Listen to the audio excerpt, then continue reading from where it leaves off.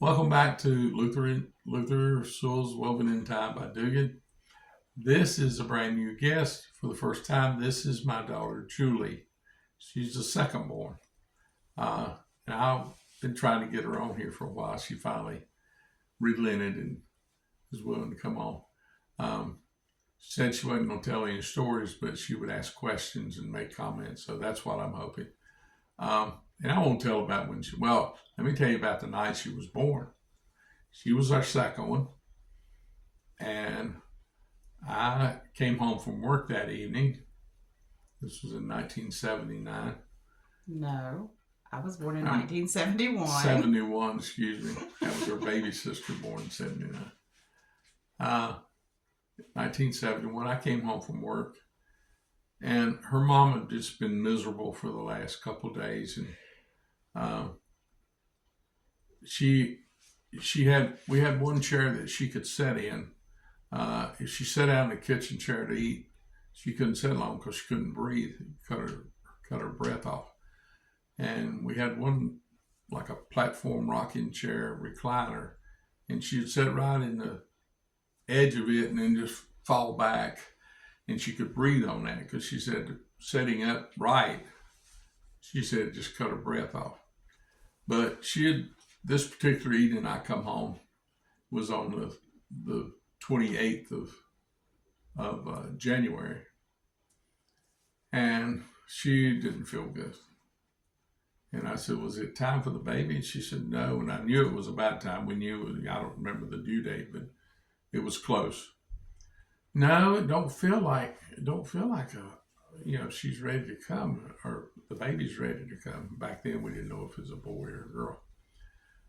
So I had a basketball game I was playing. I played in a little rec league. A bunch of other guys that couldn't play any better than me. Is that messing us up? No.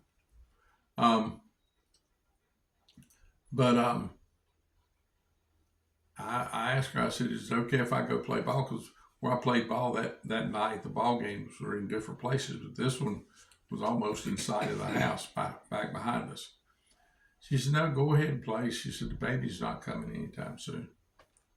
So I come back home, and she had washed 2 or 3 loads of laundry, but our dryer didn't work.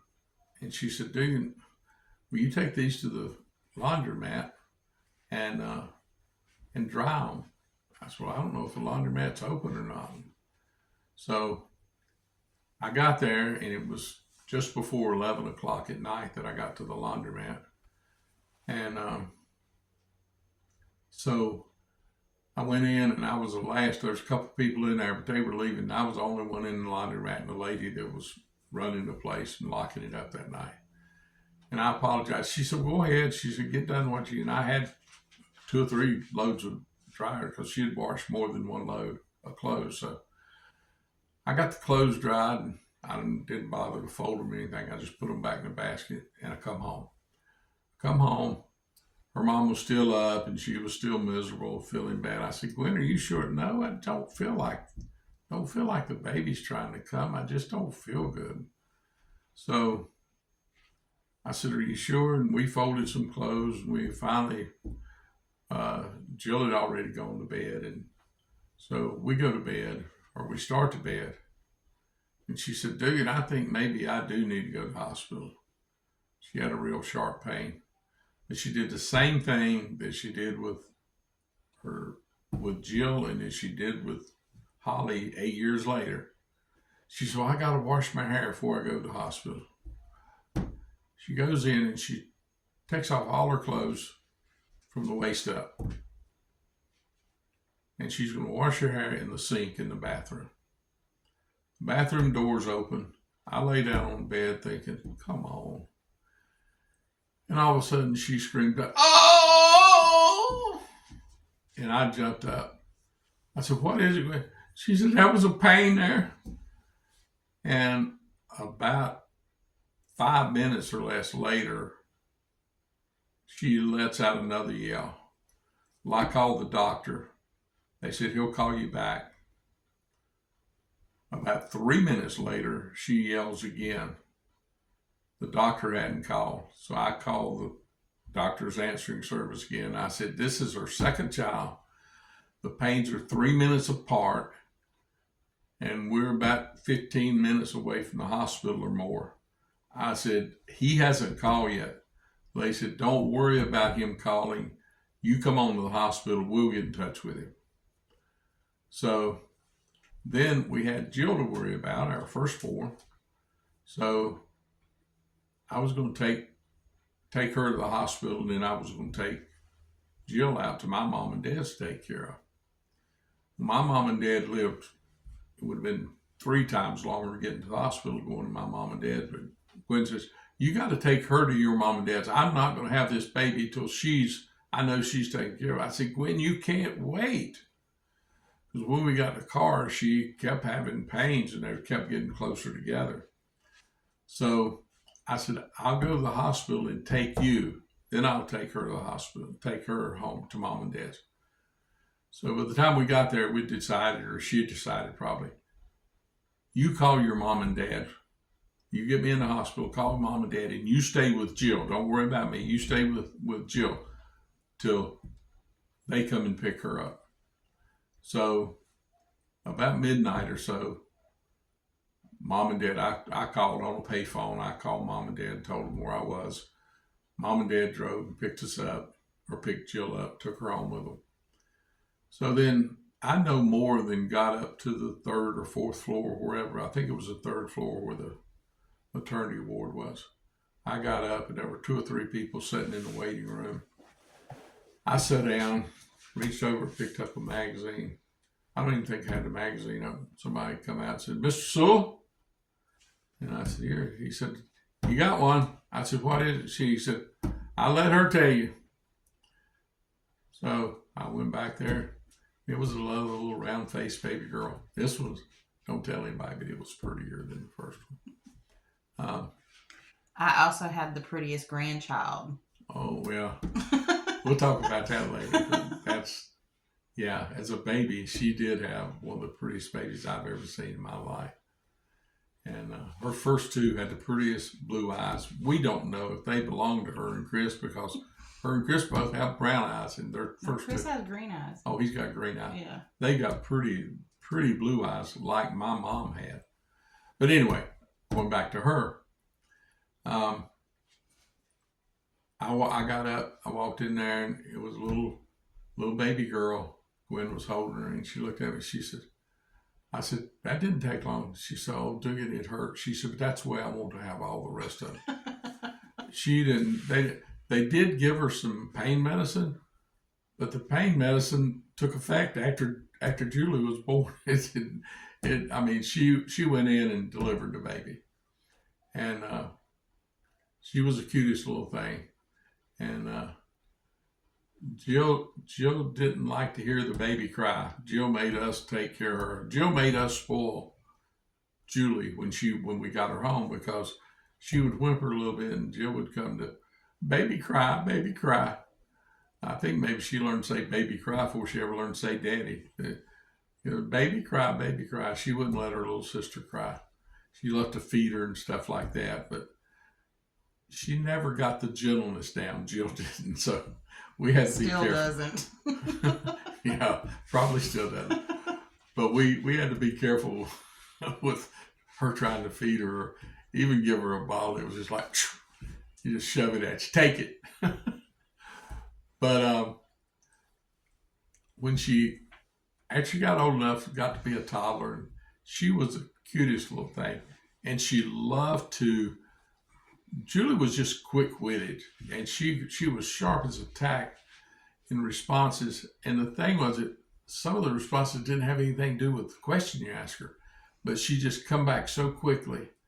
And so many things I remember about her. And then when she was just not long home from the hospital, we bought a Sears catalog store and moved to Raeford, which we didn't have any family around except for an aunt of mine. And so we would bring Julie to the store in the morning. Well, when I'd go in early in the morning and check in the truck. Truck came like 3 o'clock in the morning, and I would go down there and meet the truck, and then I would just stay there. And after Jill would get Julie to wherever, Gwen would get Jill to wherever she was taking her. Whatever child. Yeah, whatever child. She'd bring this one to the store, and she would help us run the store, and she was a fixture in the store until she started kindergarten. And she was such a cute thing. She'd help me deliver things. I delivered and installed washers and dryers and refrigerators, ice makers, those kind of things. And she would go with me and help me do that. And I remember, I hadn't thought about this, but I remember we were out somewhere outside of Raeford, North Carolina. We were out in the country delivering, I'm gonna say, a washer and dryer, and she was helping me. And the tailpipe from the truck came out right behind the rear tire on the driver's side.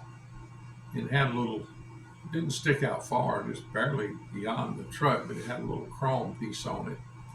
It came from the factory like that. And it was close enough, and I never realized it until Julie found it. She was helping me, and she backed into that exhaust pipe not long after we had been there, and it was hot. And it just cooked the back of her little leg. It just caught her just below her little panty line, and it just cooked a hunk of her meat. And she started screaming and crying. And I remember the lady came out on the porch, wanted to know what was wrong. And I got Julie up, my arms down, and I'm looking at her, and it was just a big old red welt, probably 3 inches in diameter, and covered the whole back of that little old leg. And so the lady said, "Oh, well, I think I got something in the house." She went and got something. She came back. She took Julie and got her calmed down and put some kind of salve on her and ointment or whatever she had. It cooled it down, and Julie was happy with her. So I ended up putting the washer and dryer, installing it, getting them hooked up and everything. And Julie was fine, but that was one occasion that she really scared me. But yet she calmed down and let the people take care of her, and then I got her back to her mom. But she would help me in the store, and her mom in the store. She would watch TV with us and whatever. Her mom would get little games for her to play and little projects for her to do, and she would do that. Sometimes she would want to stamp. We had products that come in that we passed out or whatever, and we would stamp our store number and name on it. And she wanted to do that, and she wanted to do it often, but it usually lasted about 2 minutes. She would stamp 3 or 4, and then she was done. She'd done her part for the day, and she'd go find something else to play, because she'd bring her baby dolls, and she had toys in the back of the store, and there was a little carpet area out in the front of the Sears store, in the display area, that we had TVs, things on, and she would come out there and play in front of that a lot. And she was friendly with the customer. She was a real customer service kind of person. She was really friendly to some anybody that talked to her. She would talk to her, and it really didn't matter to her who they were, if she liked them. Now there's some people she would kind of get away from and cower away from, but I never figured out what made her the right kind of person for her. But just depending on her mood, I think it was, as much as anything. Still is. She was, yeah. She would talk to most everybody. She loved to go down to Grandma Posey's. There was a drugstore, Hope Drug. Is that the little cafeteria? Yeah, the drugstore. And they had a little lunch counter at the drugstore. And the lady's name was Miss Posey. And we bought a house that was right next door to one of her son's homes. And so my kids just call her Grandma Posey. She may have told them to call her that. I don't know, because when they were little, they would go to Grandma Posey's, and they loved to get Grandma Posey to make them grilled cheese sandwiches down at Howell's Drugstore. That's the name of Howell's Drugstore. I don't remember what it tastes like, but I remember it being very good. Really good. Yeah, I don't have a lot of childhood memories.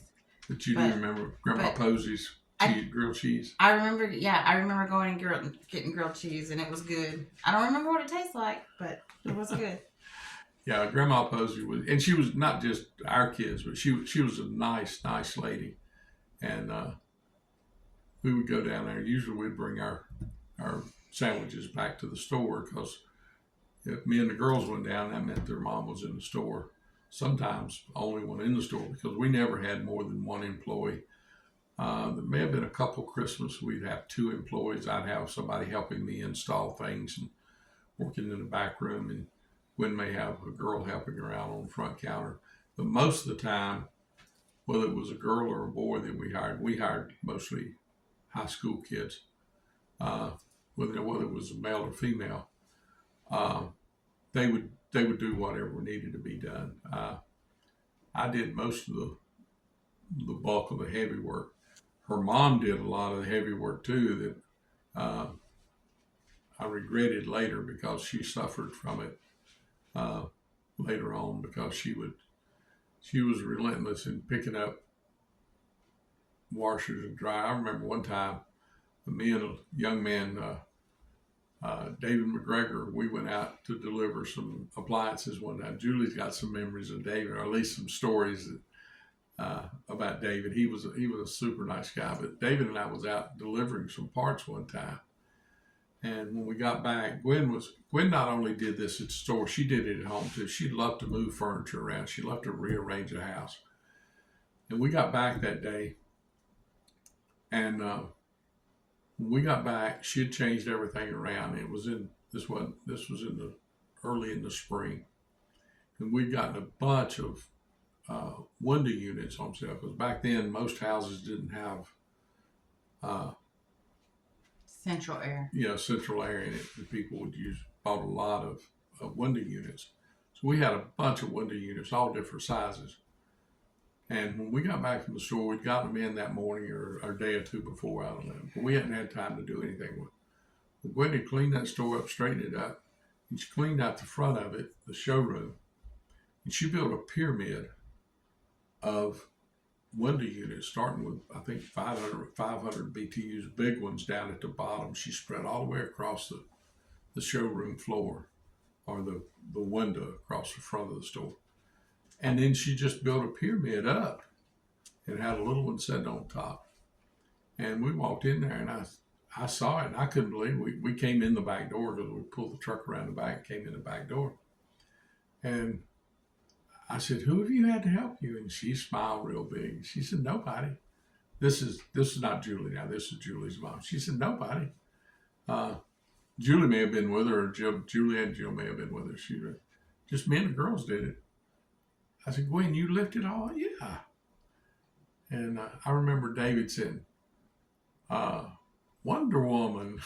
And he'd look at Gwen and he'd say, "Wonder Woman." And he did that for 2 or 3 days after she built that pyramid. But she was washers, dryers, and the washer's not an easy thing to move on a showroom floor. She didn't. Refrigerators were easier to wash because most refrigerators had a roller on them. You could push them around, but washers were tough. But she was, her daycare, until she went to kindergarten, her daycare was a Sears catalog store, pretty much. And she says she doesn't have many memories of it, but I got plenty of memories of her drawing pictures, and we had to put pictures up on the wall that the office was full of pictures that she would draw. Those were good times, and such sweet memories I have of her and her quick-wittedness. A lot of her quick-wittedness I can't tell you about because some of it was inappropriate. I don't remember that either. Oh, can I tell about the time you want to be a hooker? Oh, I don't care. There was a store that we went to, Lipscomb store. It was between where we lived at one time before we bought the house. Where we lived in the store, we went by it at least twice a day, and it was they had a few clothing, they had a little bit of hardware in there, they had a lot of groceries and stuff. The guy's name was Louis Lipscomb, and we'd go in there and we'd buy. And anytime this one, she loved to go with me. And back then, kids didn't use seatbelts. And this one would stand up. I had a pickup truck and she had a bench seat in it. And she would stand up beside me, put her arm around behind me, and she'd stand there. And she was as good as anybody I've ever seen at keeping her balance. And I'd go around corners or curves, she'd shift, and I didn't have to say anything to her. She would shift. And but one day we were in Lipscomb store and we got out. When we got out of the store, for whatever reason, I think maybe we'd watched. I think her mom liked to watch some hospital show. Forget what it was. It come on Sunday nights. I think this may have been a Monday, and she'd seen a show, and I don't know if this show. I don't know what influenced her, where she got this term from. But was it the show T.J. Hooker? No. That wasn't out then. This was a hospital show. Okay. But I asked Julie. I said, Julie, when you grow up, what do you want to be? She said, without hesitation. Didn't even look at me. She's getting in the truck. She's climbing in the truck. She said, a hooker? So I didn't pursue that anymore. But when I got home, I did tell her mom. I said, I don't know how to talk to her about this. I think somebody does. But another thing that Julie don't remember, but when we lived out in the country and out in a little community called Rockfish.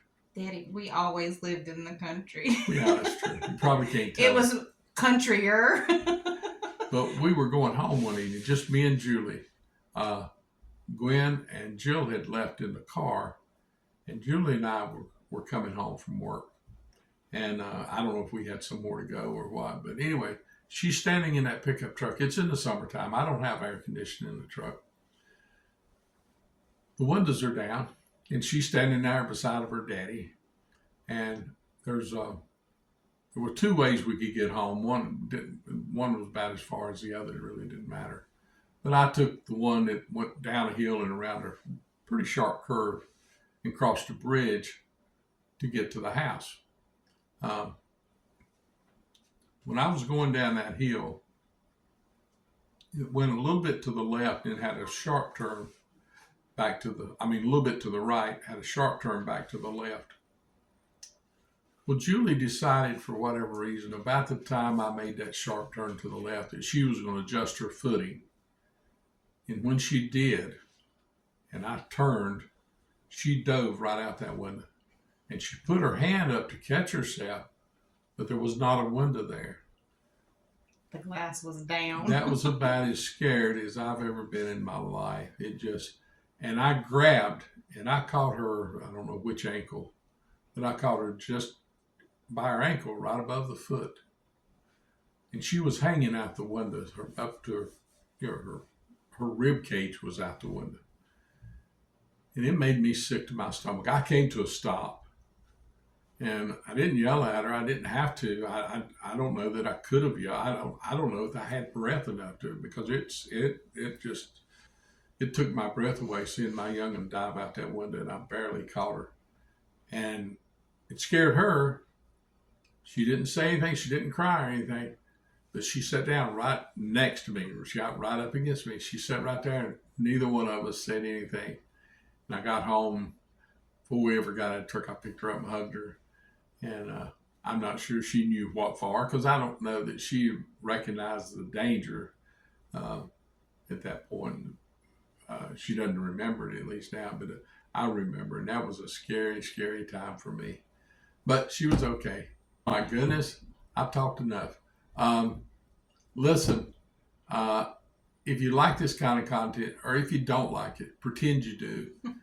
Subscribe, like, tell your friends about it. Comment. I love the comments. I got the best comment from a brother of mine when I did about my Uncle Luther Johnson. I want to tell you about that comment because it's just another beautiful memory that I want to share with everybody one day. And I've got others that I remembered after talking about Luke. I will do some more on Luther Johnson because I probably spent more time talking to him than any other uncle or aunt I had. I spent more time with my Uncle Herb, but a lot of times that was playing ball or going to ball games or traveling with him and my Aunt Bob and my cousin Faye to back and forth to ball games and back and forth to different events and all. So I didn't spend, but I spent a lot of time talking to my Uncle Luther Johnson, and he shared a lot of wisdom with me, not so much in what he said, but just in being the person he was. He was a lot like my dad, even though he was my mom's brother, but he was a lot like my dad in his demeanor, and a lot like his dad too. Is he didn't lecture, he didn't try to correct or scold all the time. He just lived by example, and I wish I could be a better example of that kind of thing too. Julie, I'm glad you were here. I hope you'll do this again. And I hope I get a lot of views and a lot of comments and a lot of likes. I want to get all these things. But until I hear from you again, be pretty.